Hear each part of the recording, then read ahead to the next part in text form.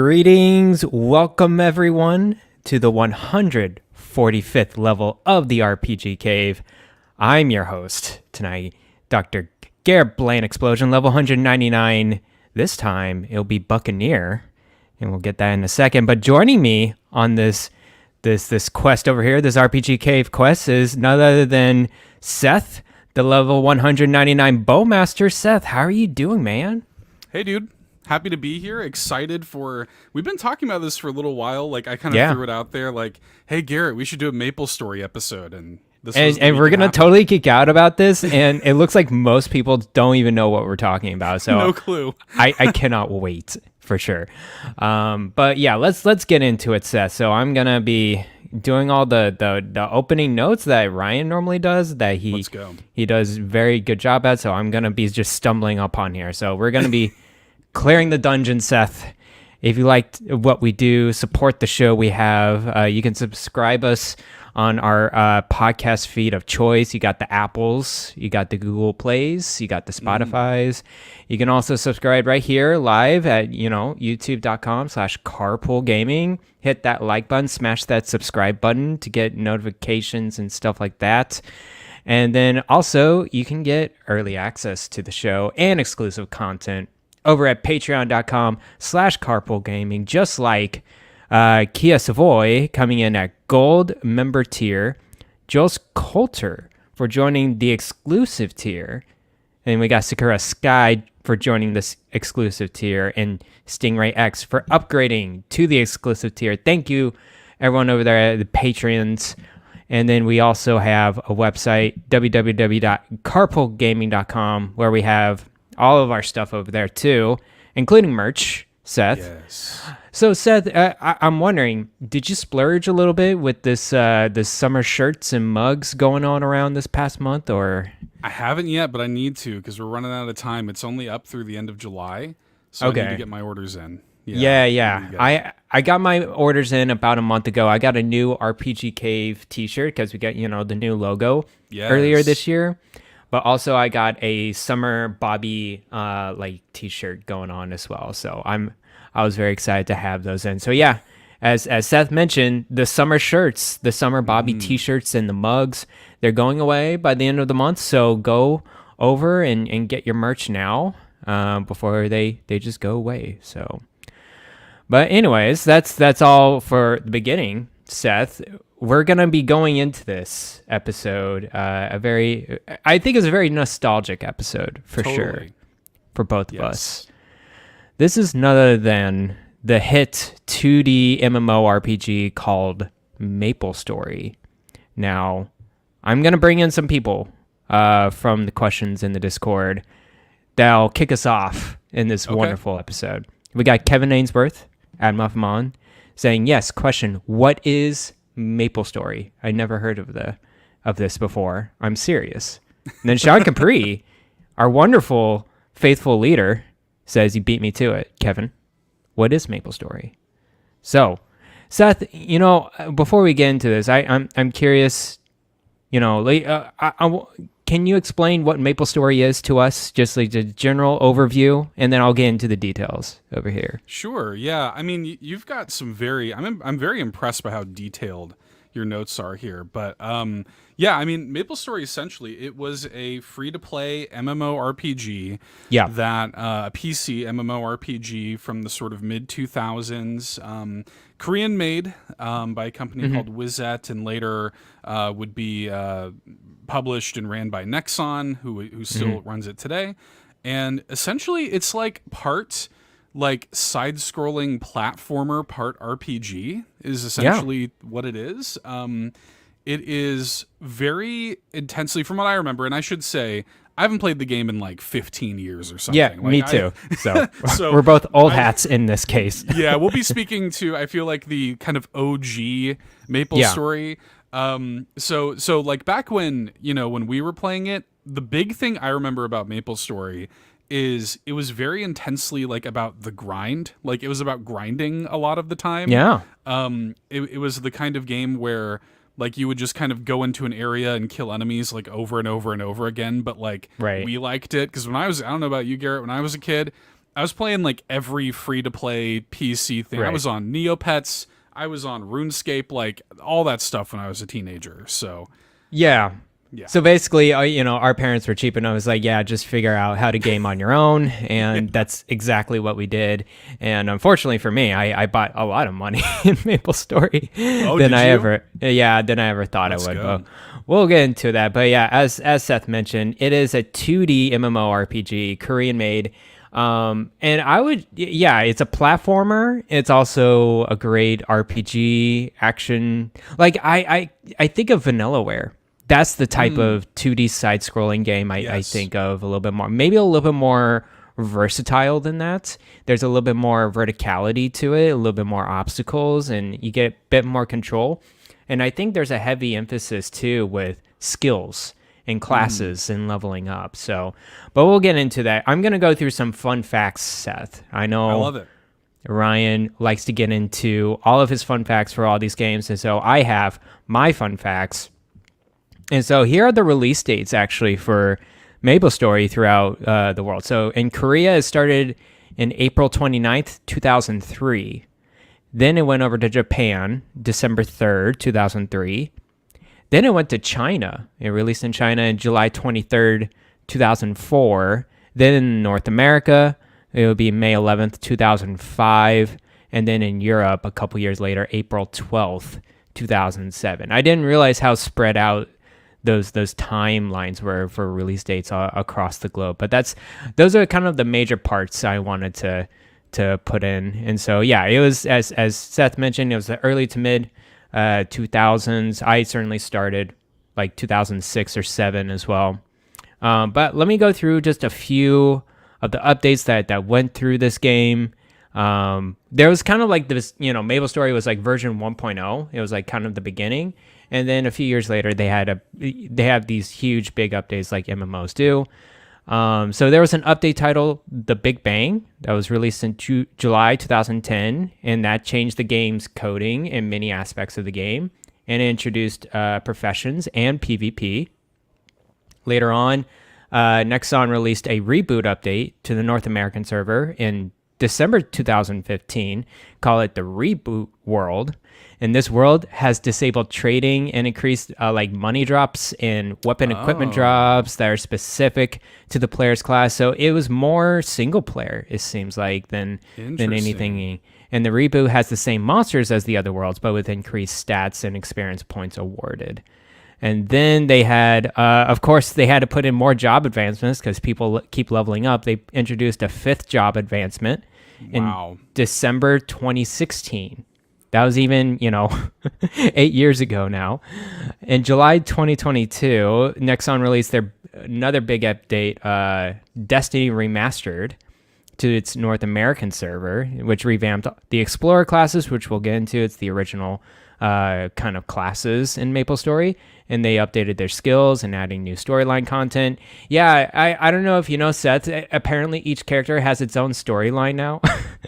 It definitely was not like that when I was playing it. Yeah, no joke. It's so weird. And then so Nexon released an update in November 2023, a 6th job advancement. So we're on the 6th job advancement now. And that's pretty much it for the history of, like, let's say, updates for MapleStory.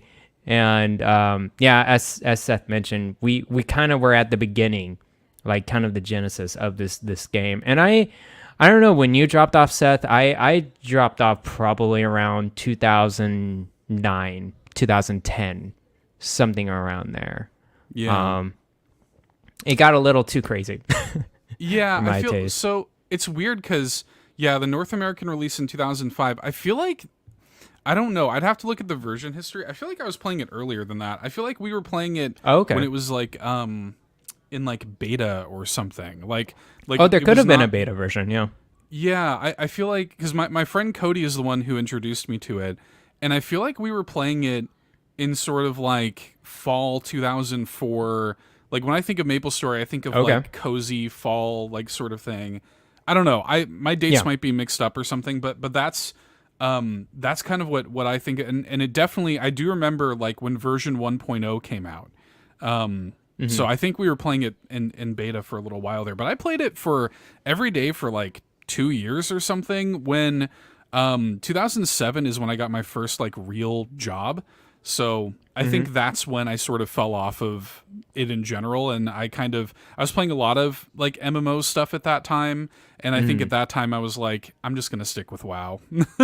Yeah, that makes sense. I hear WoW's the goat of MMOs, so that's especially then. Yeah, I bet. But with MapleStory for me, I think I started I would say 7th grade, and that was 2006 or 7 for me. And then I stopped probably like sophomore year of high school. It got a little too crazy with the experience points and characters, and we're gonna dive in it in just a second here. The characters, there's so many now, Seth. Gosh. The biggest thing about MapleStory, guys, is really the vast amount of classes there are and how many characters you can make. Initially, it was just 4. It was just 4 different classes: the warrior, magician, bowman, and thieves. Now we got probably over 20 classes that you can choose from and characters. But let me just go through it just a quick sec what they have now. So as I mentioned, explorers are the original classes, the original people, and they go up to level 200. They have their own storyline now. As I mentioned, warrior, magician, bowman, thief are the original classes, and then they introduced pirates shortly after. Ryan's favorite. Ryan's favorite. Yeah, of course. No, I bet Ryan loves his pirate classes. Actually, I was a pirate class. That was my favorite one. Yeah, I was a brawler, which was super dope. But yeah, and then they have the Cygnus Knights. Were you into that at all? Oh, okay. No. So you fell off before then. I think I fell off before this. Like when I was playing, I did. I had warriors, which warriors are kind of like your basic, kind of all around class. But I remember and I'm sure you're about to get into this, but you would get these job advancements, and so I think Thief's first advancement was assassin. Yes. If I'm not mistaken, that was my main. What I really played a lot was Thief, Assassin. I think it went up to is it Night Lord? Yeah, there was some 3rd or 4th job advancement as well. They just kind of, so what they did is they did a job advancement from Thief to Assassin or Dual Blade character, right? Which was level 30. And then at level 50, you just go like a deeper class, and you don't branch off to 2. It's just 1, right, all the way to the end. It's just advancing that class. So in theory, you can have 2 different types of thieves and 2 different types of bowmen and stuff like that. So yeah, that's how that went. But the Cygnus Knights, I actually played a lot when it was still in that kind of time frame. So the Cygnus Knights were basically like a rebooted classes of the explorers, added elements to each of the original classes, and created their own storyline behind them. So, but they can only go up to level 120. Because they were actually linked to an original explorer.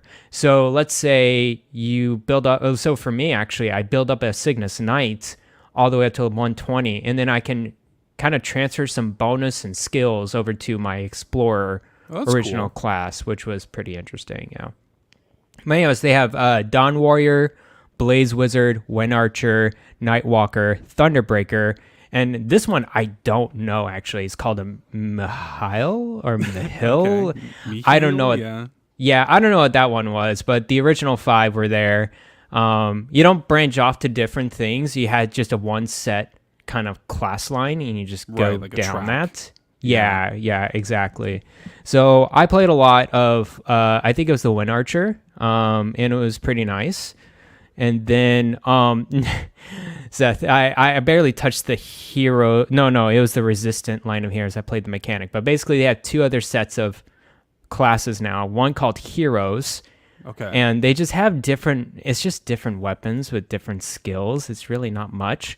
Aaron, Evan, Mercedes, Phantom, Luminous, and Shade. And honestly, I could not tell you what they do at all. And then the last one I want to mention, Resistance, and I played a little bit when Resistance classes were there. So they have a Blaster, a Battle Mage, which I played a little bit, Wild Hunter, which that one was kind of cool because you can ride on a panther, and your panther was kind of like your character class in a way. So I thought that was pretty cool. That sounds cool, yeah. And then there was Mechanic, which was super dope. You're basically in a mega robot suit, like like Kirby. Was it Kirby Robot? Yeah, Robobot. Yeah, no, that's exactly how it is with it. Let's go. Super dope. And then they have Demon and Xenon. I didn't really know what those are, but yeah, there you go, Seth. There's all these classes now for you to choose. That blows my mind. Yeah. That's so many. Well, yeah, they just kept coming and coming, man. I remember when that line of heroes classes came in, and I was just like, I'm done with this. Like, I can't play with this anymore. Eventually, for me, Seth, what really dropped me out of it was that it was actually originally pretty hard to level up. The grind was very hard to level up. It's the whole game.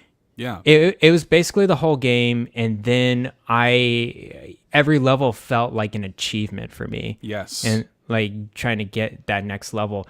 But I think like it was like a 2 or 3 years later, from level 1 to level 30 became 30 minutes. Like it became super easy to level up, especially those first 30 levels, which probably could take you like a few months to do. If you played like all the time, it would still take you a few months, but now it just takes you about an hour, and that's crazy. Yeah, they really quicken the job advancement and the level up here. So anyways, there you go, Seth. So you said you had a warrior. What else did you have? I'm curious. Yeah, I played with warrior a little bit, I think, when I first started, but the thief, assassin, like that track was what it was what I sort of stuck with at a certain point. But I remember, because you're right, like it was a struggle to even get like any level at all. So my friend Cody and I, we would get home from whatever, high school or junior high or whatever, we would instantly call each other on the phone, and then we would just be on the phone grinding together for 4 hours, in MapleStory. And I remember like the moment that, because the way it was set up, when you hit level 10, you would have to go and find, there were these like masters like in the world where you could kind of like go down your job advancement and kind of choose where you were going to go. And I remember that being a big moment, and it reminds me of like early World of Warcraft compared to modern World of Warcraft, where dude, if you in vanilla WoW, if you were level 60 with a mount, you were like baller, and like it was like hard to get to level 60 and to have a mount in early World of Warcraft. But now, I mean, they're giving them out at like level 20. They're like, here's your mounts, you can collect them and stuff now, Nice. And that's kind of what this is making me think of. Like there's something special about, like, yes, MapleStory was like a hardcore grind, and it was hard to make like any progress in that game at all. But because you had to work so hard for it, it made every level truly feel like an achievement. Oh, yeah. Like it really felt like a big deal, Yeah, I remember actually with my pirate class, the brawler, I was getting to like level like 74 or something like that, trying to hit that third job advancement. And I hit it. Or no, was it level 75 or 70? I can't recall. I think it was level 70 actually. Might have been. But anyways, yeah, I remember hitting that, and it was just like the greatest like moment. It was like, oh my gosh, it took so many hours to get there. And actually, a lot of the grind, I don't know, later in the game, I don't know if you were into it, were party quests. Yes. So did you do a lot of? Yeah, they are awesome. Yes. I remember going into these. You go all.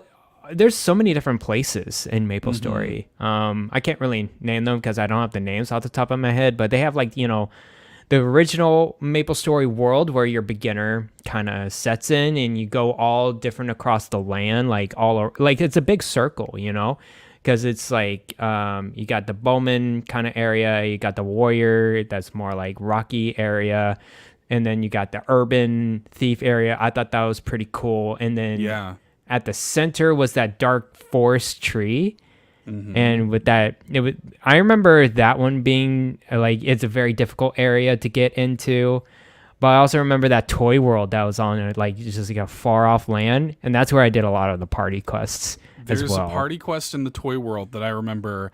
That's like a you would go into, it was like a maze or something. Like you would go into different rooms, and I don't remember if it was randomly or procedurally generated, but you'd go into different rooms and there would just be, you'd be in like this little toy box room with a bunch of enemies that would spawn in, and then like you and your friends or whatever would kill them all, move on to the next room. And it was like a strange, like twisted toy box maze sort of party quest. I remember that one. Yeah, and then there was one, I'm trying to recall. There was like a first party quest that I went to. It was like level 30 or level 35. But yeah, I remember those party quests being the staple in leveling up. That's the way to level up. You can't level up you couldn't really do side quests. Like you could do them, but they didn't level you up as fast as these party quests did. So you just kind of had to go through that. I know I spoke a little bit on the job advancements, but I think this is as you said, each job advancement level cap. There was the level 10 you mentioned. So yeah, between level 1 to 10 was beginner. Right. So that one, it didn't really matter too much where your skills went. And then when you hit level 10, you choose your class for, I'm saying just for explorers. Right. Because it's probably different for others, but that's for explorers class. And then from 10 to 30, that was actually a pretty big part. I would say a part of our adventure in our game where it took a long time, but it was very achievable as well, being at level 30, where that's when it splits into two. And you mentioned you went to assassin. So what they had with pirate, they went to either brawler or like one of the gun, like just a gun class or whatever. Yeah. So I went with brawler, which is like the fists, like the knuckles weapons, which was super dope. And then as you progress further and further, it was just kind of an increase of just those skills. And so each job advancement gives you a set of skills. And those skills, sometimes you have to have prerequisite of other skills in order to open up like attack skills and so on and so forth. So builds were very important in MapleStory. Stats were very important, just like any other MMO. And so you kind of had to figure that out. I'm curious, Seth, I have a question for you. With your assassin, I know there was some insane people that went all strength on assassins. Did you ever do that? No. However, the way they had it set up, each class kind of had like a primary and secondary skill that were sort of like your main thing. Oh, yeah. From what I remember. So like for assassin, there were a lot of people that would build their assassins up like straight luck for just straight like critical hit damage and critical hit chance and stuff. And it would be based on like luck and dexterity would be like the two main skills. And the gear that you could equip was like based on those skills. And I don't know if they ever like how it is now, but back then you would have to have like a certain amount of points in like a certain skill to be able to wear the gear that you wanted to wear. So mine, like I would go as much into luck as I possibly can. So my numbers were just massive. And then I would do that and then dexterity kind of on the side. And those were my two main kind of like skills that I put most of my build into. But I knew people who you could really get a lot of variety in like the types of like, even though you could be playing the same class, the way you build them could be quite a bit different, depending on the gear that you're using and depending on the skills that you're allotting. So. Yeah, there's a lot of different skills that open up, especially at level 30, and then later on, it just gets pretty insane with like what kind of skills you can do. I was mentioning that high strength one because I just know many people would like to go assassin, just put their points in strength, And all they do so the assassins, for people who don't know, has the shurikens. And so you have these gloves and you just shoot the shurikens. It's like a ranged attack. And the shuriken is its own, like, it's like an arrow. It has its own kind of ammo. And that power really increases as you like increases the ammo like type or whatever.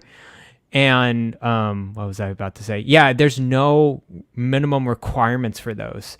So you can just do whatever you want with just strength and then just be crazy powerful in terms of attack. And then multiply on top of that these ammo, and it's just bonkers. And then what they do with gear is that eventually they found gear later on that would be okay, that they don't necessarily need to be thief specific armor or something like that. So yeah, but they were just crazy damage and DPS and stuff like that. So that's what I know. And then now there's just so many other classes. I think bet.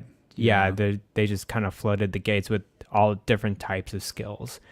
So let's go through some questions, Seth. I know we mentioned how we got started with it. So is your favorite class or character the assassin? Is that was just your main? I think so, yeah, because that was the one that I definitely spent the most time with. I think I maybe made a couple of other ones, but that's the one that I kind of fell into, and it played off of, like, my friends would play casters or whatever, and just the synergies of that would work out pretty well for party quests and stuff. And I never really felt the need to branch out too much. I kind of stayed in my lane. So yeah, especially early game, there you can really just invest in one character, and it's just plenty of time. When I was going probably the last 25% of my journey through MapleStory, I had like 5 or 6 different characters, just because you were able to do so many different things and you can level up so much. But yeah. For me, my favorite class is the Brawler. I really enjoyed that. That's my first main, and I invested so much time with. But Seth, I have a little story for you about I love it. MapleStory. I was a dumb kid, pretty dumb kid, I would say. And basically, my original account got hacked, and I wouldn't say hacked, more as I shared my username and password because I thought someone would give me items and money into my character account. But nope, they emptied out my account and they forced me to change. They changed my password, but I locked the account. But the damage was done, and they got my character. I spent so much time with. That was my early game, so that was my first main character. Then I created a new account and just went with Wind Archer, the Cygnus Knight, which was pretty good. And then I made a third character, like a warrior. And that warrior, the Explorer class, you could start at level 120. And then you can level up from there if you want. So I thought that was pretty cool.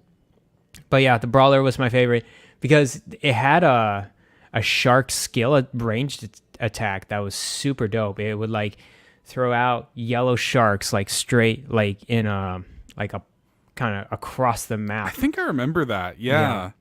That So, sounds familiar. That's funny. Seth, I'm curious, what is your favorite aspect of the game? Oh man, it's funny thinking about the game. Like the grinding element is one thing, but I think it was just like the like when we were younger and like we had all this time to spend in the game. Like you really felt connected to the world. The interesting thing about MapleStory is not only is it this like it's this world that's kind of laid out with all these different like vibes and stuff in different areas, but at a certain point they started to like really get weird and like crazy with it. One of my favorite areas of the game, they made a sort of like New York City area, like an urban area, which you sort of mentioned, called New Leaf City. And it was this like this mishmash of like there'd be like the Hollywood sign in the background that just said MapleStory, but like it also had like the Statue of Liberty, but instead of the Statue of Liberty, it was like one of the mushroom enemies, was there, and they had like a Sphinx. There was like all the like wonders of the world like in one area, and it was kind of like a little hub. At a certain point, there's like a Japanese area and like a Chinese area, like all these different areas based on like different regions that you could go to, which was neat. It was like that. The world, I think, was my favorite part. Just being able to like spend so much time there, like, yeah, with friends literally on phone calls with like our house phone, like balanced on my neck, for hours, like giving myself a cramp, in my neck while we're playing MapleStory after school. Like that was really formative for me. It was those kind of just cozy, hang out with your friends, do the different party quests, do jump quests and stuff. And, I've been scammed plenty of times on MapleStory myself. Oh, yeah. It's funny. There's a real, like, sort of mid-2000s, like, scamming, hacking culture. I had my WoW account hacked. My friends and I used to mess with people in RuneScape all the time. We would be like, we would be like, yeah, we'll help you get this item. Like, follow us out into the wilderness, and then the second we get out there, we just kill them and take all their stuff. Oh my goodness! Like stuff like that. In MapleStory, there was a common. I don't know if you ever fell victim to this, Garret. There was a common, like scamming tactic that people would use, where they would be like, hey, like let's go into this area. And like you drop your gear.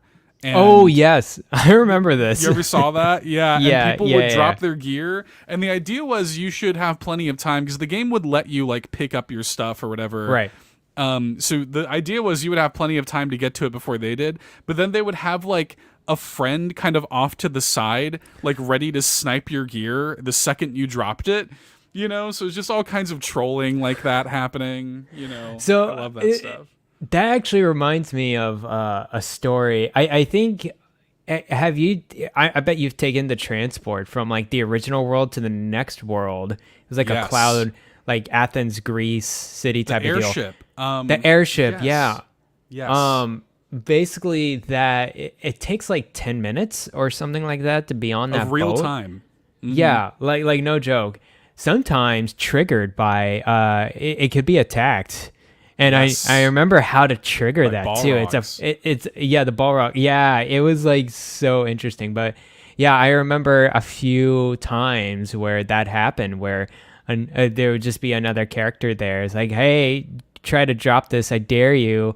And they would drop it, and someone else would pick it up, and everyone would have that emotion face, like. like the wide-eyed and like astonished face, and everyone's like, oh my gosh, he just stole your gear. And for people who don't know, like MapleStory gear, especially high-level gear, it's so valuable because it's such a rare drop. It's worth a lot of in-game currency, especially when you get up to like level 60 and level 70 area. I remember having to prep. I'm like, okay, I'm going to have to save up enough money and then go into the marketplace. And so I don't know. I bet you've been there many times, Seth, but the marketplace was where it's at, where all the valuable items were. There were so many enchanted stuff because there was a lot of armor and weapons that could be enchanted by scrolls. The worst thing that was about that is that there are these scrolls that you can put upgrades, but it's a % chance of putting an upgrade on the armor or weapon itself. There were like 10% scrolls too that would make them super high in stats and powerful. This. And if someone were able to do it multiple times on an item, that item could be like the stats would be worth like 20 or 30 levels above its own kind of requirement, and those would just be worth an obscene amount of money. And then there were also dark scrolls. I'm sure you remember those, where like they had a % chance to destroy items as you put them on there, and that happened a couple of times for me as well. So yeah, I agree with you. The world was super cool. It was super great to explore in. There was a lot to go through in MapleStory. It would be a journey trying to go from one place to another sometimes. And it's pretty hard because, I mean, there are mounts, but it's not like WoW where it's all like seamless 3D world. No. It's literally, you have to go from teleport to teleport in this. Screen to screen. screen to screen on this fixed area, so it would just take forever. My favorite aspect of the game, which is actually just community events. There are a lot of different events going on, like throughout like any kind of time or day of the game. I remember the MapleStory anniversary events were very big, very popular, just because you had drops of the MapleStory like armor and weapons that could be pretty powerful. I remember, it's just so many various things like that. But also what I really liked, Seth, was the weddings. Have you attended a wedding? I have not attended a MapleStory wedding, no. It was pretty interesting. So, yeah, I went to 2 weddings. And of course, it's just a virtual wedding inside MapleStory. But it was super cute. They would go through all their vows or whatever, and it's just made up. Like just wedding, like right then and there. But sometimes you just don't know if it's like like a make-believe, like in-game relationship between 2 people, or it's like, they're in a real relationship and now they're you just don't know. But you get many different items and jobs, and you drop off your gift to the couple. So, and then once you get married, you could have a boost stat, like bonus with each other. Really? Once you're cool. when you're in a party or something like that, you get a boost stat, or you can have some crazy cosmetic like emoticons, like a super giant heart in between you two, or something like that. So there was quite a bit of that. But yeah, man, MapleStory was pretty dope. So here's the next question, Seth. What didn't you like about the game, and what really made you quit? It sounds like you just relied on one MMO, which was smart, but what didn't you like about MapleStory? Yeah, I mean, I think at a certain point it just didn't like fit into my lifestyle anymore. It was kind of like because I mean, so much of the game is grinding. Like so much of it is just kind of like getting.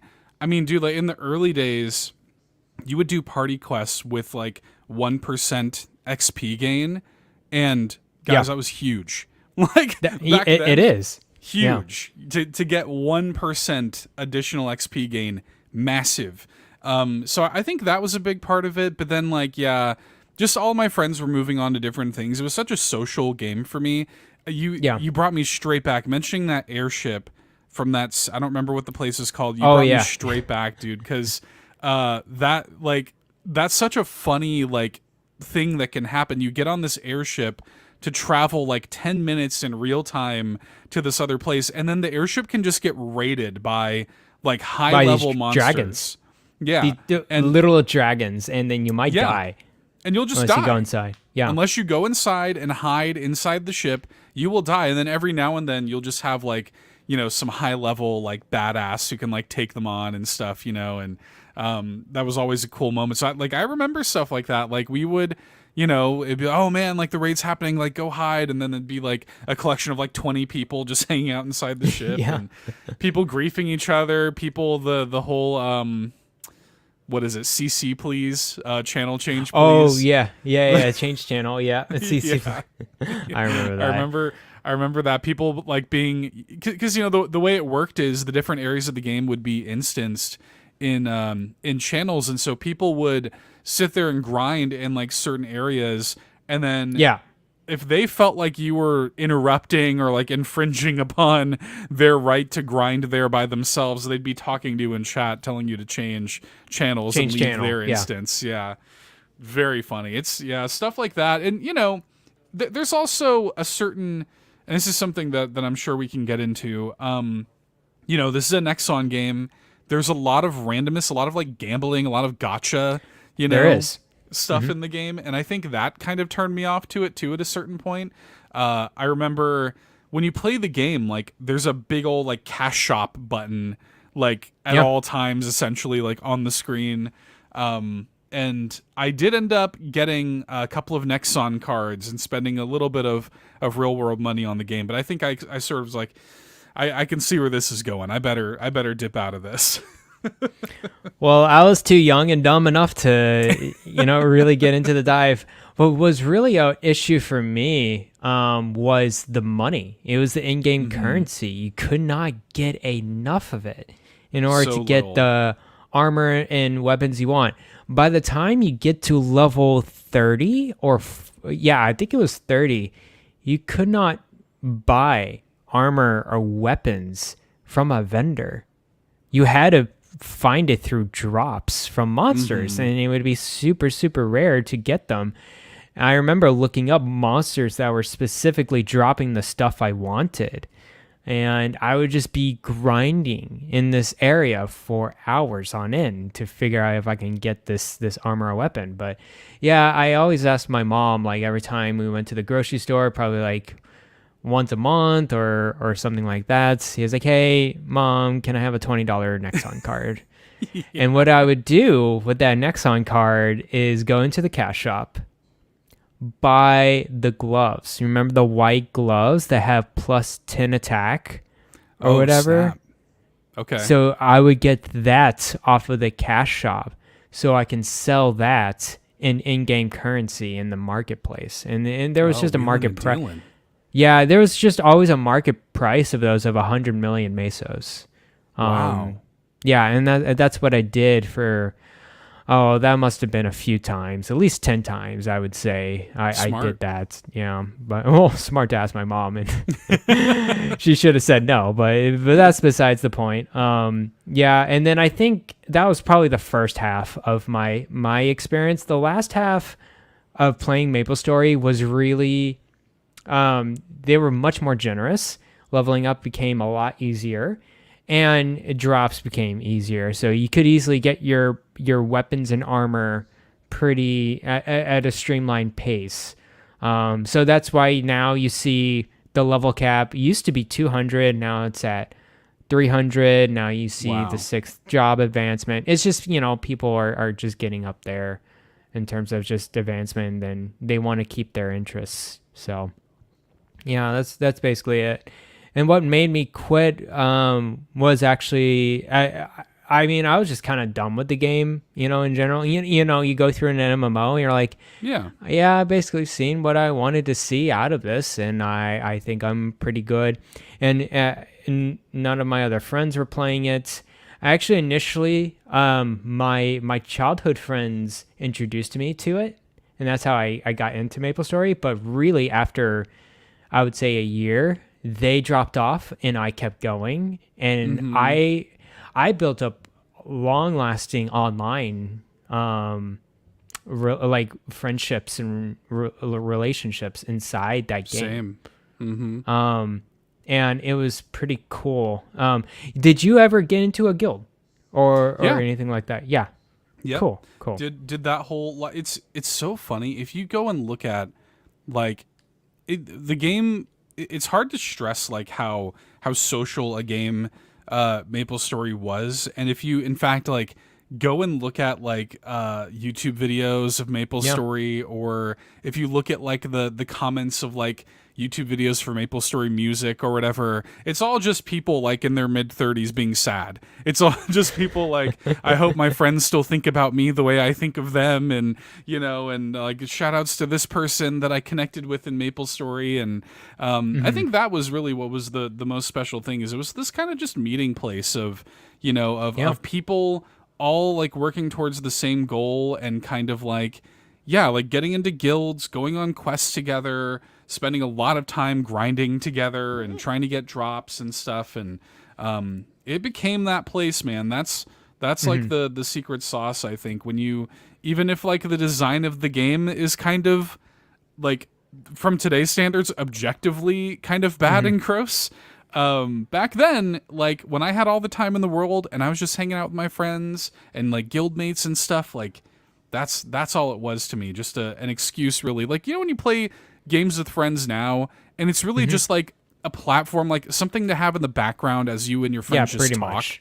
That's what MapleStory was to me, basically. Yeah, that makes sense. No, that totally makes sense. And I think early game for me, it was the grind, and then when friends came over, or a guild party come over, that's when it was just like more of a social interaction or a social party.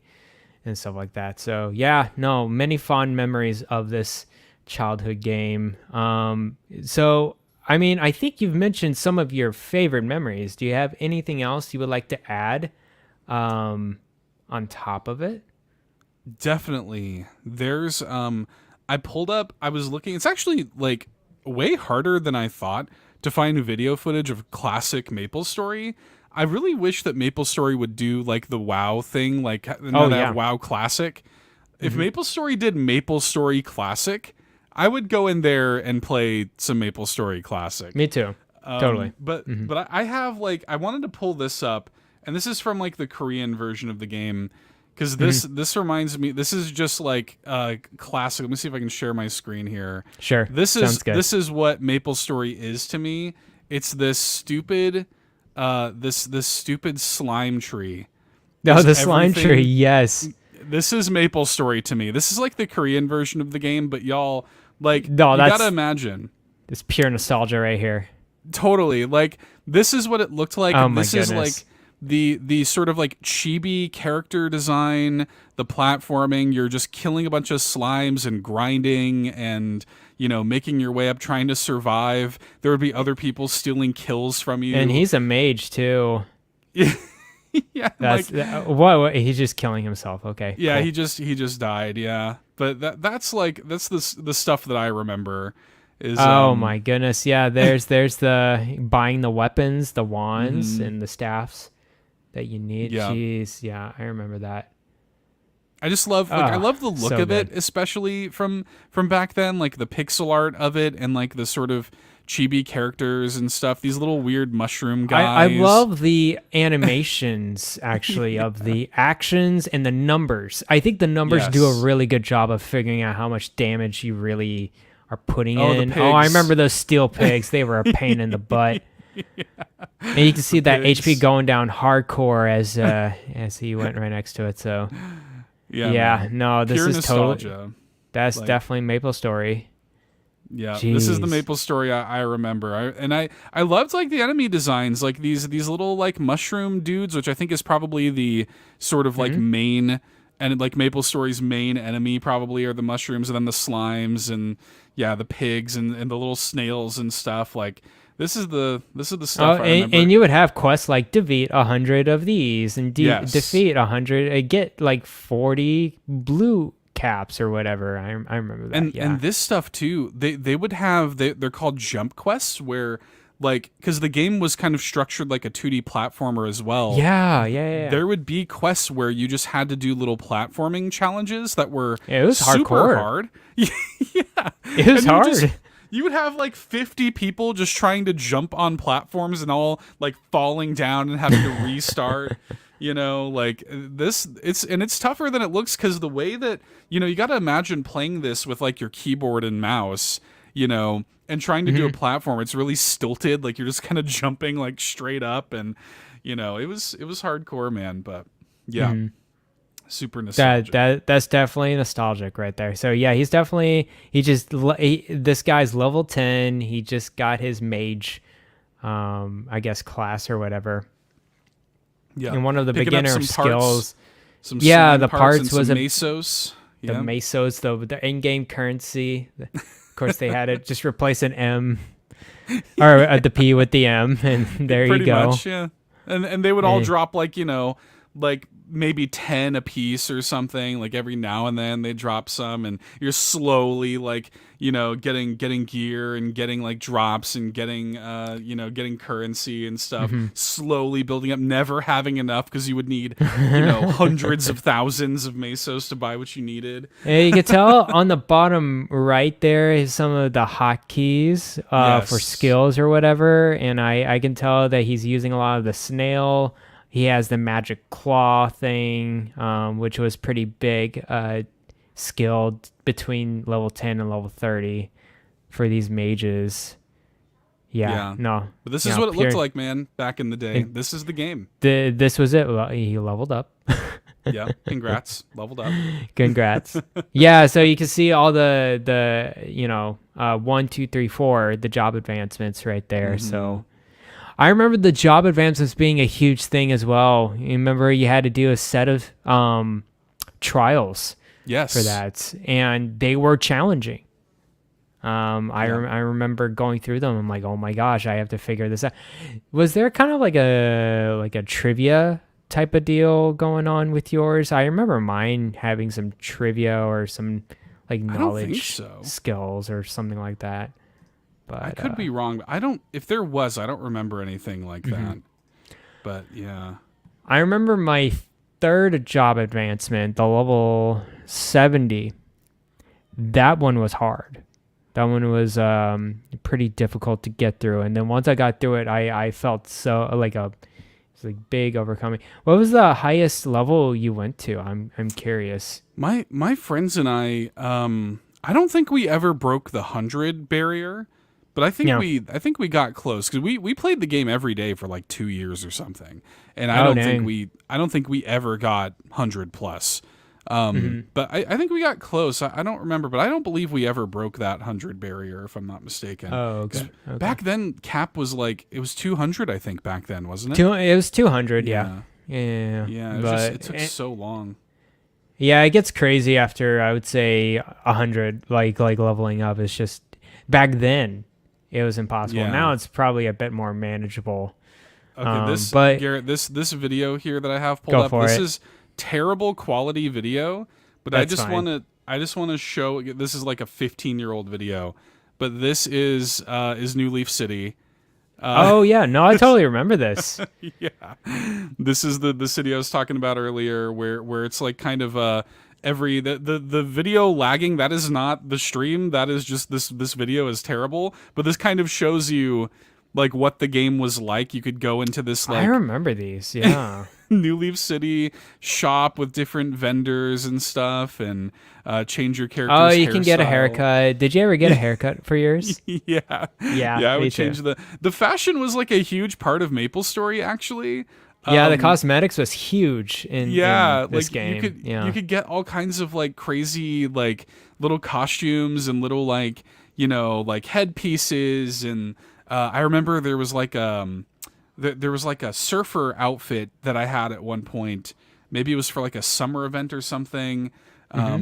Yeah, I don't know. Like the fashion was like low key a big deal, but this is like a big hub area, and there's like an Eiffel Tower facsimile that is coming up. Oh my gosh, I remember this. Yeah. It's crazy, man. It's so. Oh, this was the alien world, wasn't it? So to the left was all aliens. Oh yes, the gold slimes. I distinctively remember this for sure. I wonder what class he is. I can't even tell. I can't tell either. They have their HUD hidden in this video, it's a mage because he's got the claws going on. Okay. And he's got like a weird like umbrella that he's using as a staff.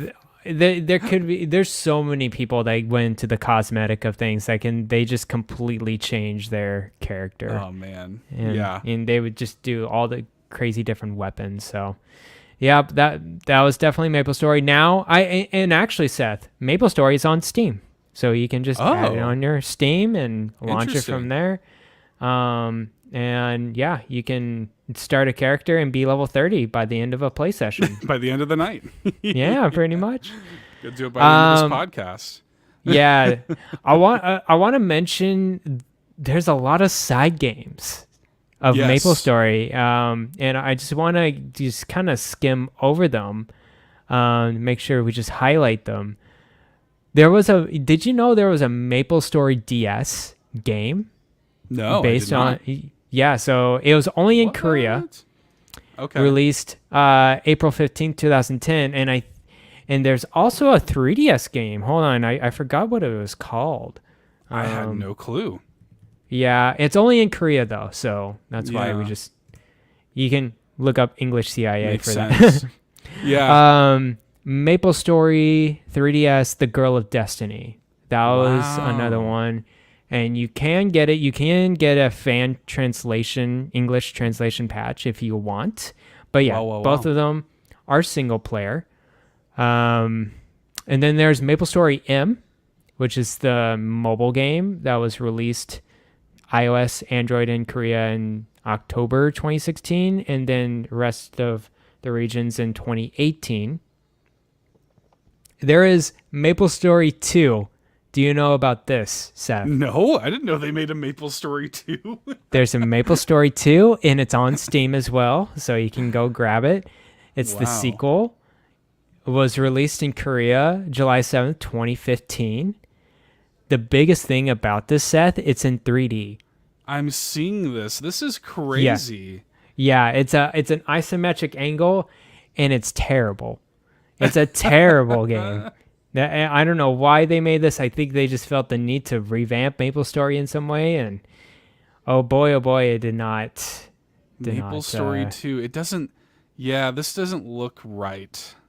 It looks like a Nicktoons platformer game, like made by. Let me pull it up. It's so rough to see. I like this doesn't even look like MapleStory. Like, yeah, what's so wrong? What's going on with this? It's like a Disney Infinity type stuff going on. Yeah, I don't know if it's. Yeah, I don't know if it's. I don't know if it's popular in any way. Oh, by the way, Seth, which server did you inhabit? Oh man, I don't remember. I would probably, if I saw them in front of me, I would probably recognize it. Mm-hmm. But, mine was it was Broa, I think. Mine was Broa, the B. There was like other famous servers. Man, I'd have to look. So one with a V. I remember that, but can't remember too much. But let me just go through the rest of these games. We got MapleStory R Evolution. It was an idle game mobile RPG game released in Southeast Asia in 2023. Okay. So only in Malaysia and Vietnam. So it was just Southeast Asia type of game. Okay. Then there's the MapleStory universe.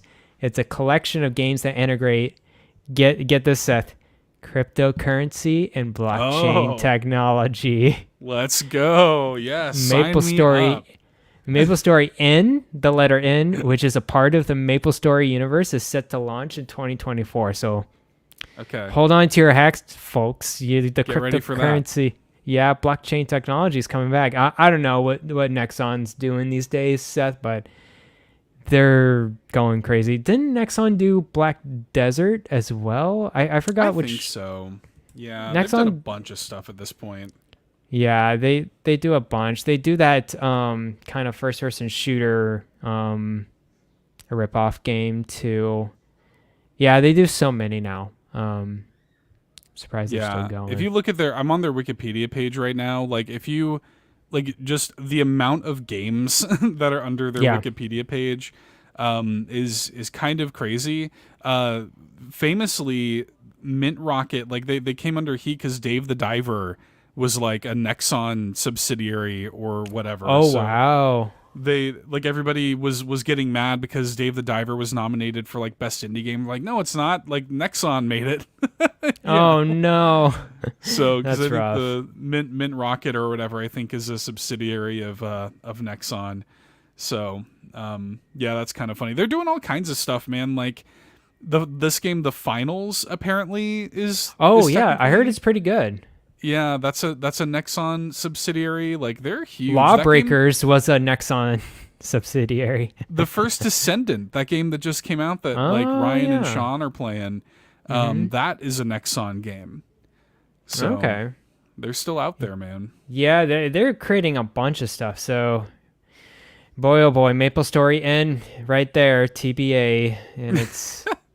We'll see how that goes. Can't wait to buy my Bitcoin and my NFTs. It's crazy. They're really diversifying, especially with Dave the Diver in there. It's pretty interesting to see. Dave the Diver is like, I hear it's a really fun game. Have you played it? I've played a little bit. I played the demo before the game came out, and I did like the demo. And I've heard really good things. I'm sure the game is good, but I just haven't gotten to it yet. But like, isn't that funny? Like, in a roundabout way, the MapleStory people also are the Dave the Diver people, also are the First Descendant people. It's so weird.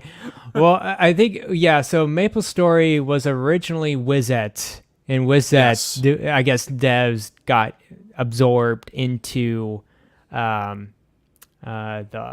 Nexon. Yes. There was another. This just came up in my head. The Christmas updates. Do you remember the Christmas holiday and the winter? updates. Oh, the holiday updates. Very cozy, a lot of cozy. snowmen and lights all around. You got all the cosmetics with you. You also had pets. Did you have a pet at all, or that was a little too early? So yeah. They might have added that after I was gone. I don't remember ever having a pet. Mm-hmm. But. Yeah, that was later on. But it didn't. They didn't really help you with any battles or anything. It was cosmetic. As a cosmetic thing. Yeah, pretty much. Yeah, I think that's pretty much all I had with MapleStory in terms of just talking it out. Huge nostalgia burst, by the way. Yes, big time. Takes you right back. It's the kind of thing, like, I think back of that time of my life really fondly, and it is nice to be able to, like, have those games that you associate with those periods of your life. And for a couple years there, like, that was definitely like MapleStory, RuneScape, like those kind of free-to-play online games on my, terrible PC that was probably riddled with viruses from LimeWire, like there was a definitely, you're updating your MySpace page, and oh my goodness, it's that whole vibe, man. Well, especially it's interesting for MapleStory. It was very easy to get into because it doesn't take a lot of power really to run that thing, because it's a 2D screen. Anybody could play it. Yeah. Anybody could play it. If you have a good enough internet connection, you can just kind of hop right in and you're good to go. I remember sometimes the servers were overloaded and there were many channels, and you just had to pick a, just a lower tier channel or something like that, and you're good to go. But yeah, MapleStory was a huge hit for me. But let's bring in the non-playable, non-podcast characters, the NPCs. Characters, yes. Party up. We got Croco Kyle here with the kind of the sole MapleStory suite of questions here. Okay. We'll start with the first one. Do you have any favorite soundtracks? The menu theme song is one of the most relaxing themes ever, and Kerning City themes lives rent-free in my brain. I don't remember Kerning City. Which one was that one again? Kerning City, it sounds familiar. If I saw it, I'm going to Google this real quick. Yeah, I'm sure if I saw it, I would remember exactly what it is. Is it the urban? Oh, area? Yeah, I remember this. Yeah, with like the light coming down.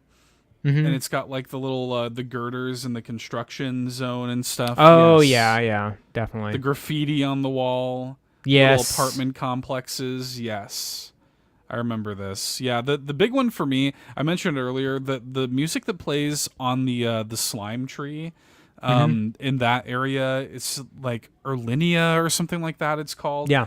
That song that plays there is just, there's nothing that makes me more nostalgic almost than that music in that area. But like the music in MapleStory was great, man. Like even back then, like you're talking about like MIDI songs and stuff back then, and it was really good and like layered music for the time. And if you go back and listen to some of that stuff, like it still holds up. Like it's still really good music. Yeah, no joke. I remember the Port City coming into MapleStory. I remember that theme song. I have one song stuck in my head. I think it's the same one, but it's like like that kind of tone. And it's like it's very explorative. Like you're ready to go on an adventure or something like that. Yeah, the songs were pretty nice. So yeah, I think that was one of the relaxing things about grinding in these games, was because of the music. Good music was pretty good for sure. What's the like tutorial island? Is it just called like Maple Island or something like that? Something like that. Yeah. The very beginning, and I think that's the one where you're 1 to 10 or 8. I forgot. Yeah. Like it was something. I remember that. Like I remember that having good music too. Like that's very nostalgic as well. Yeah. Good stuff. His second question, and I think we've answered this, is what classes did you play? And so you played Assassin, Seth. Was there any other characters you played, or? Yeah, I dabbled in some other stuff. Like I said, I had a warrior. Okay. I had mage and stuff. Like I would dabble, but assassin was like definitely the one I spent the most time in. Yeah. Got it. Yeah. And as for me, I played Brawler, which is the fists of the pirate class. I played Wind Archer, and then I also had a warrior. I forgot which. It was like a third job advancement, so it was like one with the shield and sword, though. Yeah. It was pretty basic, but and then I also I dabbled in other stuff really late game. Like I did try out the mechanic one, and it was pretty fun. Okay. Yeah. But yeah, no, I think you really can't go wrong with these classes. All of them had their own fun with them. And the skills were very intuitive and had these cool animations, and that's what I think were really drawn to me. It was the classes and the skills. Third question from Croco Kyle. Did you ever do any of the party quest smuggling? This was where you drop items and unplug your router to smuggle items out of party quests. No, that's awesome, but I never did it. I've never heard of this. So me either. So basically what you can do is you can smuggle items that were dropped inside a party quest area. I guess. Yeah, you'd have to unplug your router. That's wild. I've heard of other games of people doing that sort of thing in other games. But I would have never even thought to do this in MapleStory. Yeah, that's pretty interesting. I did actually go into it wasn't an official classic server. I went to a hacked classic server of MapleStory. Okay. And this was pretty late game too.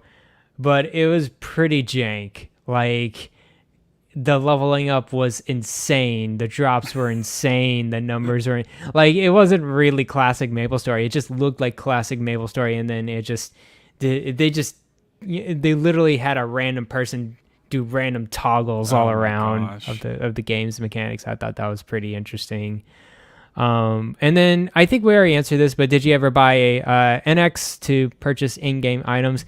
Seth, did you pay for anything specifically? Yeah, I did. Yeah? Well, okay. Yeah, I did it a few times. I didn't do it like, I could definitely see the problem starting. I definitely was. I had some restraint, but I would say like 3 or 4 times. I probably bought a little $20, NX card.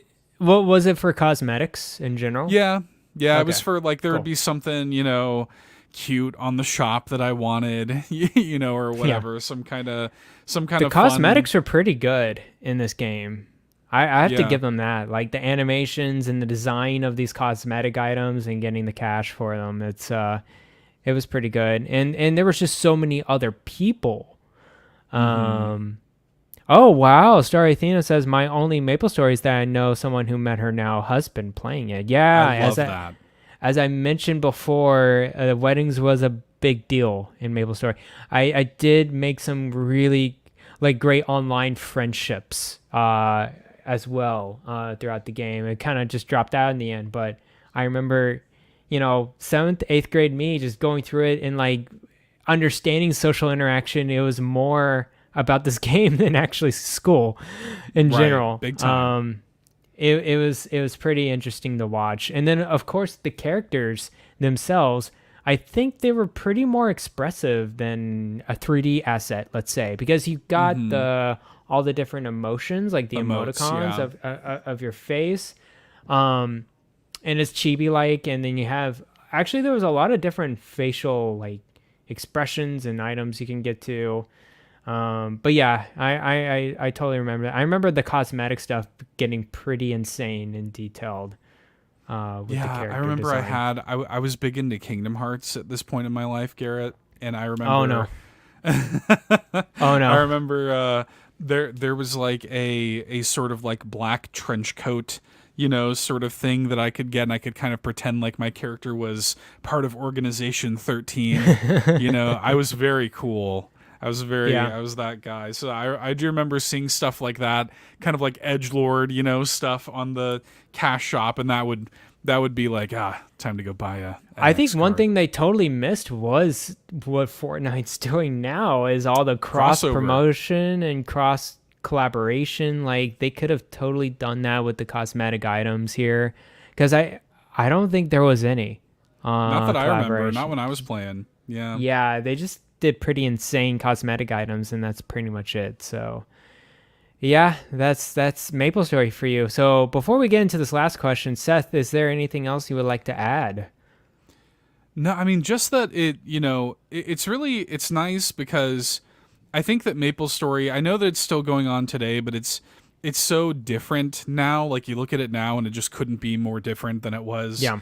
When I was a teenager playing, but that it's a very special little point of my life, and like I treasure the memory of of classic MapleStory quite a bit. And I think when I think of, like, people talk about cozy games and cozy gaming and stuff today, like, that was my cozy game back then. That was my comfort place, was like logging into MapleStory and just like running around, talking with friends and just hanging out. Like, those were my early, especially as being like a shy kid in like junior high and high school. Like, it was kind of my way of getting to hang out and talk and socialize and come out of my shell a little bit. And yeah, like, once I started to become like a working adult and stuff and kind of move away from MapleStory, I became like a much more confident person or whatever. But before that, I was super shy, and MapleStory really kind of gave me like a little bit of a social window and a place to kind of be comfortable and just hang out with friends and stuff. So very, very cozy, nostalgic memories. It's been nice to go back to that place tonight here on the show. Yeah, no, totally, man. I totally hear you with the social interaction. There was just so many with that. And also just like for the sake of grinding, sometimes grinding was isolating because you just go in certain areas and you grind, but that's okay because you can, let's say, watch a YouTube video because that was the new thing at the time. YouTube was new. Yeah, it was really new. Or, watch a show or something like that on TV. But a lot of the times you just get into the party quests and you figure out your groove, and then you may have a party, you may have a guild that wanted to be together and go through that as well. There was a lot of friends, a lot of social interactions. There was also a lot of it, like, you can inspect all the items and different characters. Yes. You just double click on them, and then you can just see all the items that they have on them, all different skills and stats, what's their class, what's their level. And so you just meet so many different characters and yeah, so many people. As I said before, initially real friends were playing with me, but by the end it was all online friends, and I think they just all dropped out and I dropped out, and as I mentioned before, it's just going too quick. But I really want all of you, encourage you, go on Steam, you can get MapleStory added to your account, and just you can really go from level 1 to level 30 in like an hour and a half, and just get a feel for what we're thinking of this game. That it's still the animations and the battle and the map is pretty much the core of it. It's the same. It's just as me and Seth mentioned before, the ecosystem around it and the pacing is much, much different than it is now.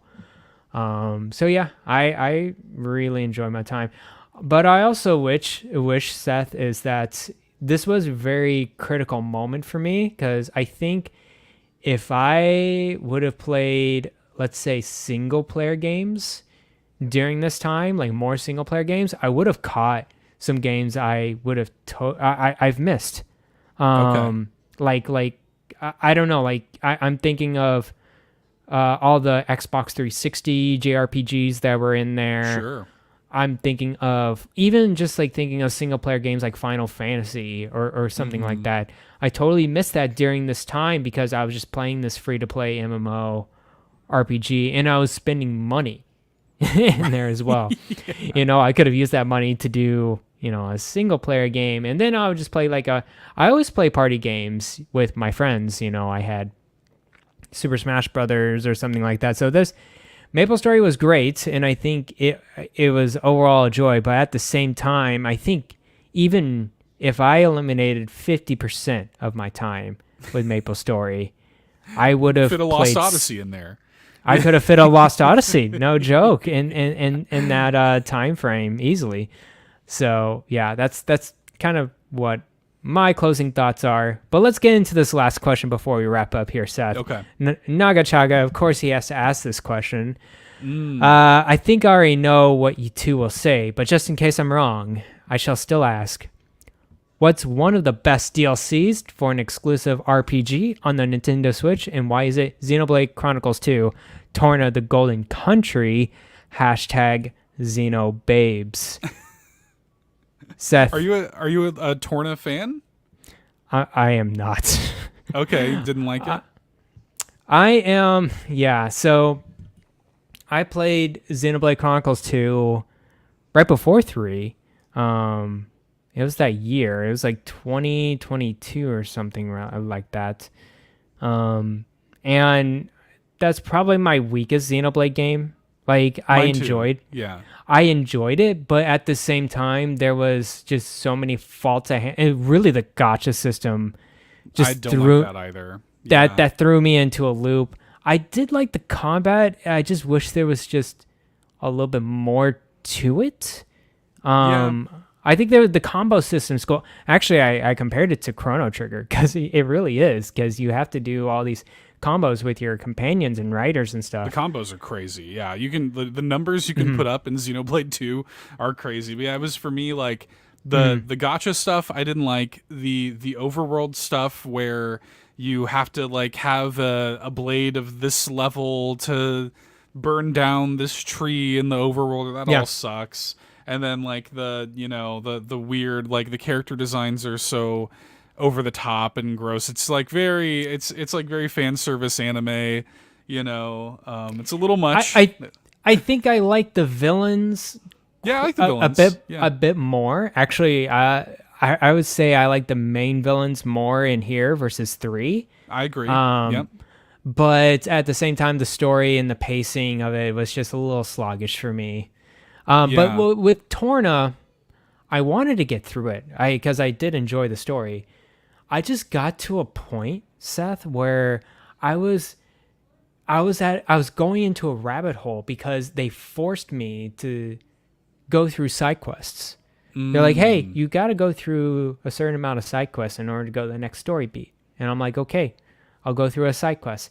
Oh, you can't do the side quest yet because you have to get this item. How do you get that item? Oh, you have to craft it. So you have to go to over here and hunt for it. Okay. Yeah, but you can only hunt for it during the day, and they may pop. I was just like, are you serious? You putting me down a rabbit hole that I don't want to chase, and I just went one layer too deep into that, and I was like, what am I doing with my life? I can't do this anymore, and I just was not having fun with Torna. I liked it. A lot of the thing about Torna is a lot of the issues that I had with Xenoblade 2, Torna kind of fixed. Like Torna Torna really is much more of like an action RPG. Like it's way faster. The combat, the overworld exploration of it is, I think, a lot stronger than Xenoblade 2. I don't think the story is as good as Xenoblade 2's vanilla story or whatever, but I did like how it was like a prequel. It was like setting up the characters and the world and stuff. So I dug that about it. I will say it's not my favorite. I think Future Redeemed is way better than Torna, personally. Was that 3? But, yeah. Oh, I need to play that one. I still need to play that one. It rules. It's so, especially if, like, because you've played all of them, right? All 3 of them? I played all of them, and I played all the DLC except for Torna. Yeah. I didn't finish love that, this new one. Yeah. Future Redeemed, it like, the way that it ties in the stories of all 3 games, it's incredible. You'll really like it. 3 made me. It was a tearjerker, man. It broke my heart like 7 times, especially seeing all the characters together. I need to play Future Redeemed. Rex that is and Shulk definitely are both in it. Like, oh my gosh. Yeah. Well, Rex can go die in a hole. Like he doesn't. You know what? It doesn't matter. I would have agreed with you before Future Redeemed. Okay. He is actually like a badass in Future Redeemed. Oh, okay. He's a Chad now. He's hardcore. He's great in Future Redeemed. I actually, because I was not a big Rex guy before Future Redeemed. Let me see if I can just pull up a quick picture of Rex for you. I think I've seen him before, and he was unrecognizable. Like I looked at him like, that's a new character, isn't he? Completely. Like he looks completely different in this game. Than, oh like, my look at goodness! This little punk kid in Xenoblade 2, and then in Xenoblade 3. I mean, it's a totally different vibe. So yeah. Yeah, no, totally, man. I love his sword though. That's a really cool sword. Yes. I definitely need to play Future Redeemed. Is it like, it's the season pass, so that's like $35 or something like that. Yeah. And the season pass comes with like a bunch of other stuff too, but Future Redeemed alone is worth that price. Like I think I put 40 hours into it. Like it could be its own little. It's a big thing. Yeah, it's big. Yeah. It's not standalone though, right? It's connected with the base game. Yes. I think I don't know if you have to, I don't think you have to like beat the base game to play it, but you should. Like it definitely connects to the stories of all three games. So I would not recommend playing Future Redeemed before playing the other stuff first. Yeah. Did you finish the Xenoblade Chronicles 1 DLC? Future Connected. Yeah. Future Connected. I think that was a pretty unique one as well. And actually led into 3. More or less, which was pretty cool. Probably my least favorite of the 3, but I still liked it. Yeah. Yeah, I still liked it. Other standalone DLC RPGs, I think you got our hands tied. I can't even think of another one. There's Pokemon, of course, and then there's Fire Emblem, Cinders one, I guess. That's true, but that's the Grey Wolves or whatever. Yeah. But yeah. Pokemon, I liked the DLC for Pokemon Sword and Shield. In fact, if it wasn't for the DLC, like I was kind of meh on Sword and Shield, and then the DLC kind of like elevated my opinion of it. I haven't played the DLC for Scarlet and Violet. I'm still pretty mad at that. I haven't heard too much about that. Yeah, me either. It just kind of came and went, but it really came and went with a bad taste in people's mouths. Like everyone was people like, were over it. what is this PS2 game on my Switch? Glitching all over. I'm very curious about. Yeah, I'm very curious about the new Pokemon game though, Seth. Yeah, are you ready for it? The Zao. I'm excited. The Z through A Pokemon Legends. It's going to be in Lumio City from Lumio City. Yes, I'm excited for that. I've been playing. I've been doing my first ever Nuzlocke run through Pokemon Leaf Green. Oh dang!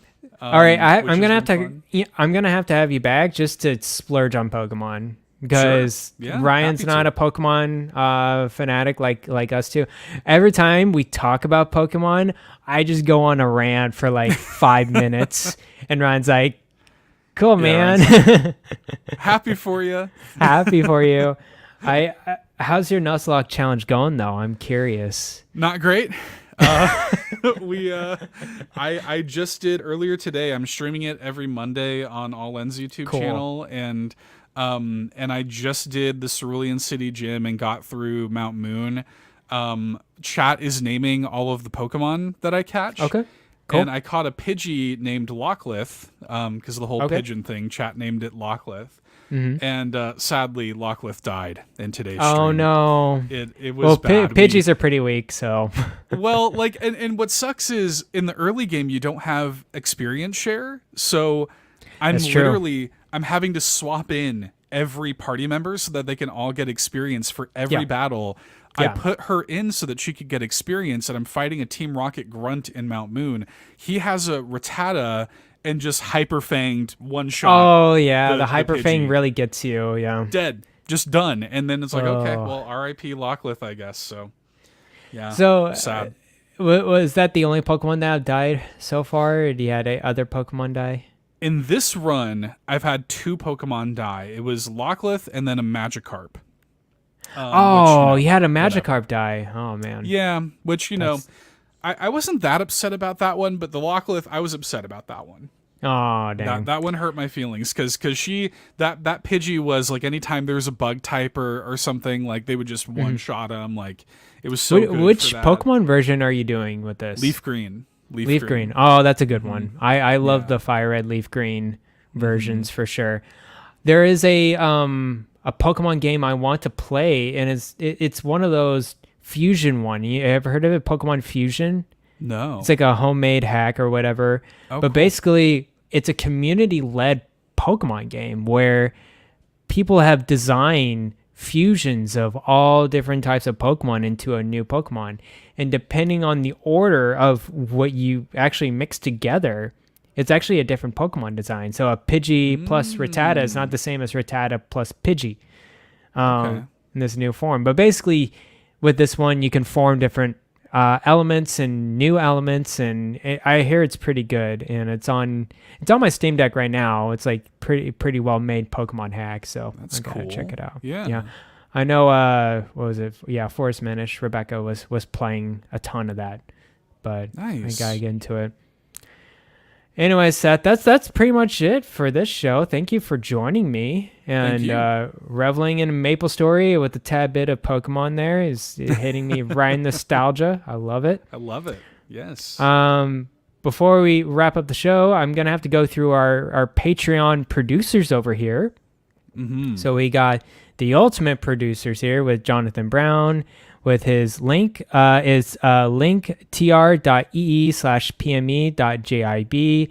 Go check him out. Jonathan Brown's an awesome person that makes awesome music. And then we got Cwagmire, who reminds you that the best babes are Xenobabes indeed. Mm-hmm. And then we got our platinum producers, Smokin Joe, the Captain, and Tim Paullin.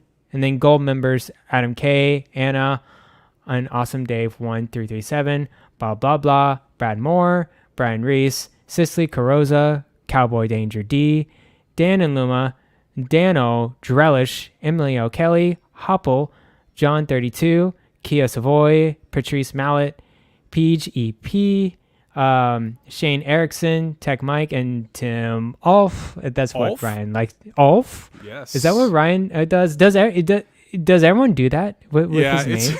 It's a running gag. Okay. It's a running gag. It came from Extra Life last year.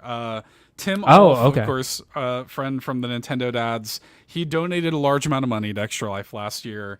And there was, I was doing a sort of like, it was this very stupid, 3 a.m. in Extra Life, you make very stupid jokes. I'm sure, yeah. Sean and the rest of the Nintendo Drive crew used to make fun of me for doing like sort of, like every now and then I'd be like, oh, like, and I would sound like an anime character or something. And so that sort of morphed into like, like anime expressive. And then it was like Tim donated a bunch of money and Sean goes, Tim Aulph? And he like jumped onto the back of the couch. And so now we can't say his name normally anymore. So I love it. I love it so much. That is a great deep cut right there. I realize Ryan does it every time. I don't want to interrupt him and ask like, dude, where's this coming from? Yeah. It's a deep cut from Extra Life last year. Yeah. Yeah. Awesome. Well, Seth, where can the people find you and on the Twitters and everything else? Of course, you can find me on the Twitters at $2 Hero and here on Carpool Gaming on the Nintendo Drive. I'm one of the hosts over there, so if you're a Nintendo fan, or really if you're not, we hardly ever even talk about Nintendo over there. Come hang out sometime. We have a lot of fun. This past week on the show, we talked about that MEO game, and it devolved into delirious, sleepy, talking about what if it's Mark Zuckerberg underneath the I love it. Yeah. No, that would be definitely scary. What's up with that game? Is it first party? That's what I'm curious about. It seems like that's creepy, man. That's so creepy. It seems like it because it's like Nintendo Switch logo. It's Nintendo promoting it. It seems like it is. So I heard rumor. Like I was just reading people like just formulating thoughts about it. I'm just like, dang, that's just some dark stuff. Or yes, I'm wondering where this is coming from. Me too. And what the target audience is. But I guess we'll figure it out later. Maybe it's a Switch 2 launch. We don't know. Who knows, man? As for me, you can follow me on Twitter at Blind Explosion. And you can also find me on the Discords. I'm reading every single message in the RPG Cave. I'm making sure that all the Falcom bro information is inside my head. I'll slowly turn to the dark side. I'll start one of those games. Yes. Yeast and Trails, whatever. Yes. Trails Daybreak 0 Azure 3. I'm sure. Dawn of Azure's Daybreak, whatever they're called. Hey man, yeah, I'm hearing the new one's pretty good. The Daybreak one. I hear that too. Yeah. Yeah. I guess I'll get into it, but it's another 500 hours of my life. But anyways, that'll be it for this episode of the RPG Cave, and we're out. Peace. Bye.